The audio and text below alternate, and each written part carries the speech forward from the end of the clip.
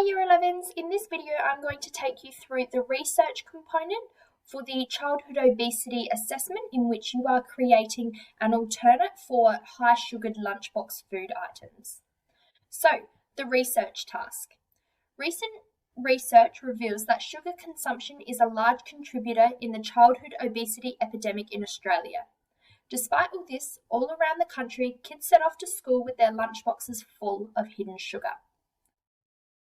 So, the research component is broken into 3 to 4 different sections with an aim around this research question.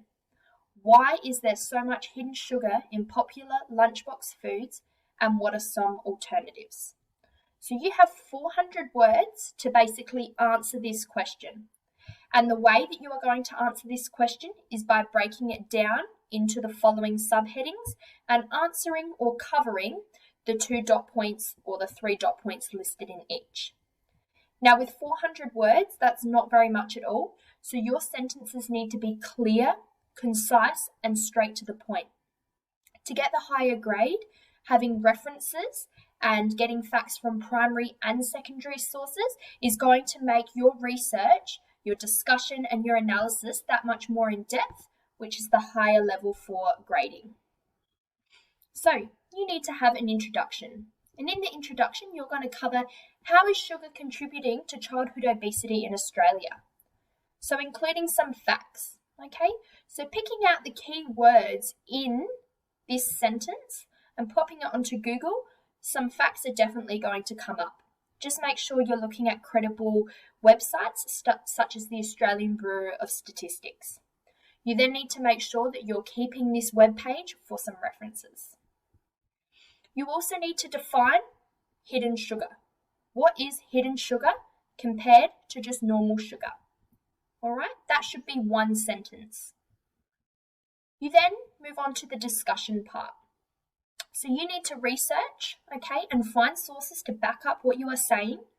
Why is there often hidden sugar in processed foods? What is the purpose of the sugar in that product? Okay, we've looked into it in terms of dried fruits when we had a discussion in class and why they last so long in packets. Okay, and we've looked at things like the junk food and words like preservatives. How are these sugars hidden? What marketing tactics are used? Now, there's heaps of stuff on this online.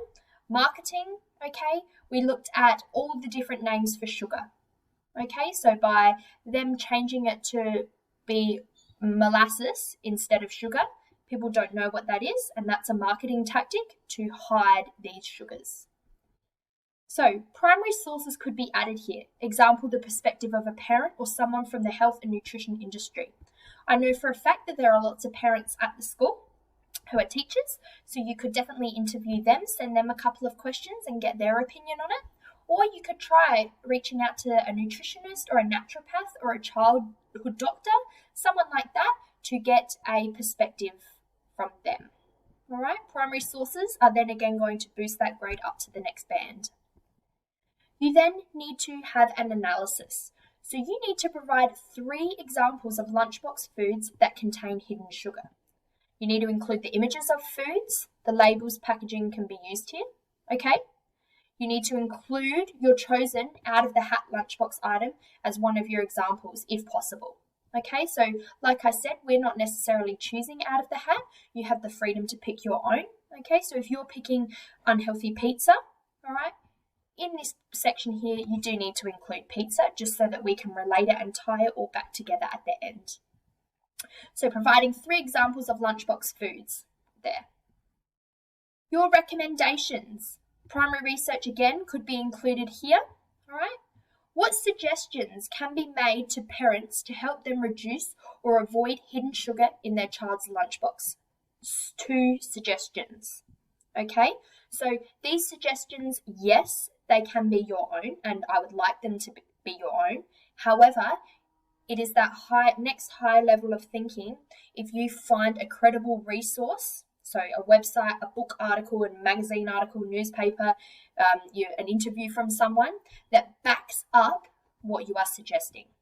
So if you're suggesting for them to read food labels, a quote that says, Parents who read food labels found that the food they were including in their lunchbox included 10 times more sugar than they realised, something like that. Okay, sugar alternatives in home cooking could be another suggestion.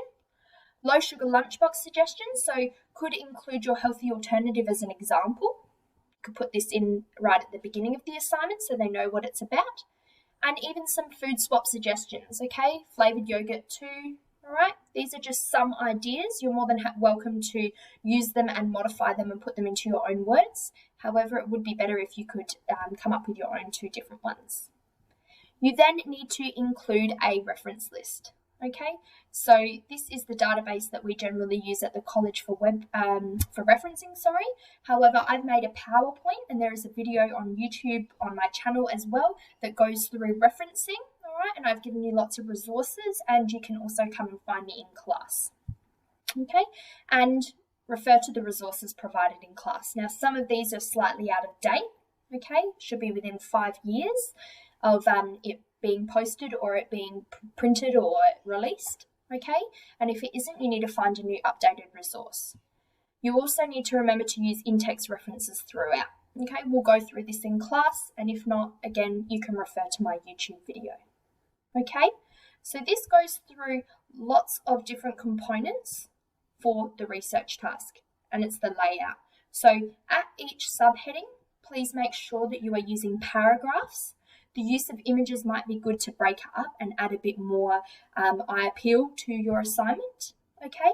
But you need to make sure that you're not just making claims and that you're backing up what you are saying in clear and concise sentences.